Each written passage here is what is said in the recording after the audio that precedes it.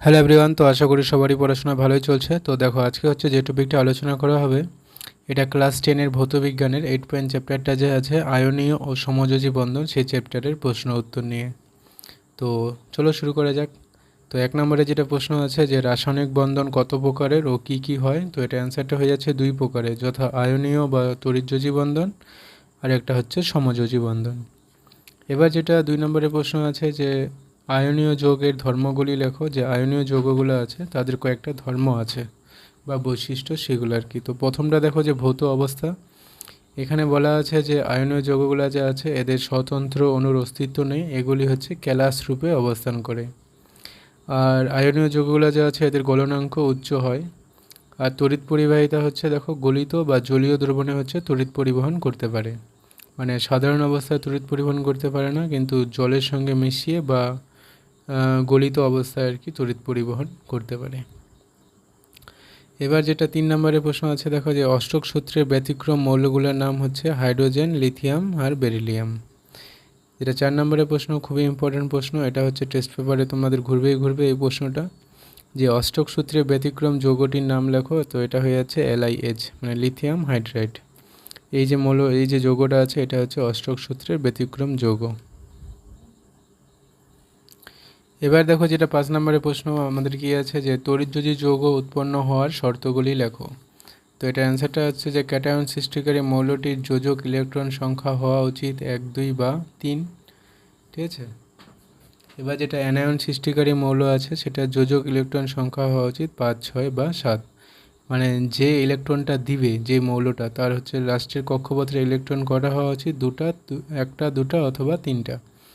আর যে মৌলটা হচ্ছে ইলেকট্রনগুলো নিবে তার কক্ষপথ, সর্বশেষ কক্ষপথে ইলেকট্রন সংখ্যা থাকা উচিত হচ্ছে 5, 6 বা 7। তাহলে যে যৌগটা সৃষ্টি হবে সেটা আমাদের হচ্ছে তড়িৎযোজী যৌগ উৎপন্ন হবে। এবার দেখো যেটা 6 নম্বরের প্রশ্ন বলা আছে, যে আয়নীয় যৌগের ক্ষেত্রে সংকেত ওজন কথাটি ব্যবহার করা হয় কেন। তো এটার অ্যান্সারটা বলা আছে যে আয়নীয় যৌগের বিচ্ছিন্ন অণুর কোনো অস্তিত্ব নেই, তাই আণবিক ওজনের পরিবর্তে হচ্ছে সংকেত ওজন কথাটি ব্যবহার করা হয়। 7 নম্বরের প্রশ্নটা দেখো যে সমযোজী যৌগ কি। তো এটার অ্যান্সারটা হয়ে যাচ্ছে যে নিকটতম নিষ্ক্রিয় মৌলের পরমাণুর মতো ইলেকট্রন বিন্যাস লাভের জন্য নিকটতম যে নিষ্ক্রিয় মৌলগুলো হয়, আমরা জানি নিষ্ক্রিয় মৌল কয়টা, হিলিয়াম, নিয়ন, আর্গন, ক্রিপ্টন, জেনন, রেডন। ঠিক আছে, এই যে কয়েকটা, এটাই তো হচ্ছে নিষ্ক্রিয় মৌল। তো নিষ্ক্রিয় মৌলগুলো যে আছে ওদের মতো সবাই ইলেকট্রন বিন্যাস লাভ করতে চায়, তো সেটাই বলেছে দেখো যে নিকটতম নিষ্ক্রিয় মৌলের পরমাণুর মতো ইলেকট্রন বিন্যাস লাভের জন্য এক বা একাধিক ইলেকট্রন জোড় সমভাবে ব্যবহার করে যেসব যৌগ গঠন করে তাদের হচ্ছে সমযোজী যৌগ বলে। এবার 8 নম্বরের প্রশ্ন দেখো, বলা আছে যে আয়নীয় ও সমযোজী যৌগের ভৌত ধর্মের পার্থক্য। তো এটা দেখো কীভাবে আলোচনা করা হয়েছে। প্রথমটা হচ্ছে বিষয় করা হয়েছে যে ভৌত অবস্থা। আয়নীয় যৌগগুলো হচ্ছে সাধারণ চাপ ও উষ্ণতায় কঠিন পদার্থ হয়, আর সমযোজী যৌগগুলো সব রকমের হতে পারে, সাধারণ চাপ ও তাপমাত্রায় আর কি কঠিন, তরল বা গ্যাসীয়। গলনাঙ্ক দেখো, গলনাঙ্ক ও স্ফুটনাঙ্ক, আয়নীয় যৌগগুলোর গলনাঙ্ক ও স্ফুটনাঙ্ক বেশি, আর সমযোজী যৌগগুলোর হচ্ছে কম। আয়নীয় যৌগের ক্ষেত্রে দেখো যে স্বতন্ত্র অণু এটা হচ্ছে থাকে না, আর সমযোজী যৌগগুলোর ক্ষেত্রে স্বতন্ত্র অণুর অস্তিত্ব থাকে। এবার দেখো যে সমাবয়বতা। তো আয়নীয় যৌগগুলোর ক্ষেত্রে সমাবয়বতা দেখা যায়, আর সমযোজী যৌগগুলো যে আছে তাদের ক্ষেত্রে সমাবয়বতা দেখা যায় না। তো এবার দেখো যেটা 9 নম্বরের প্রশ্ন আছে, যে লুইস ডট ডায়াগ্রামে শুধুমাত্র কোন ইলেকট্রনগুলিকে দেখানো হয়। লুইস ডট যে ডায়াগ্রাম আছে সেটা মাত্র যোজ্যতা কক্ষের ইলেকট্রনগুলোকে দেখানো হবে। 10 নম্বরের প্রশ্ন দেখো, যে কয়েকটি সমযোজী যৌগের নাম লেখো যেগুলি জলে দ্রবীভূত হয়। তো এটা হয়ে যাচ্ছে চিনি, গ্লুকোজ, ইথানল। চিনিটা হচ্ছে সমযোজী যৌগ যেটা জলের মধ্যে অবশ্যই দ্রবীভূত হয়ে যাবে।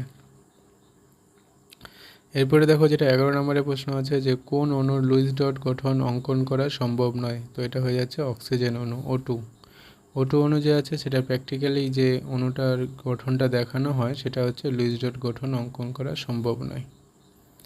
12 নম্বরের প্রশ্ন দেখো, যে হাইড্রোজেন ক্লোরাইড গ্যাস সমযোজী যৌগ হওয়া সত্ত্বেও জলীয় দ্রবণে তড়িৎ পরিবহন করে কেন।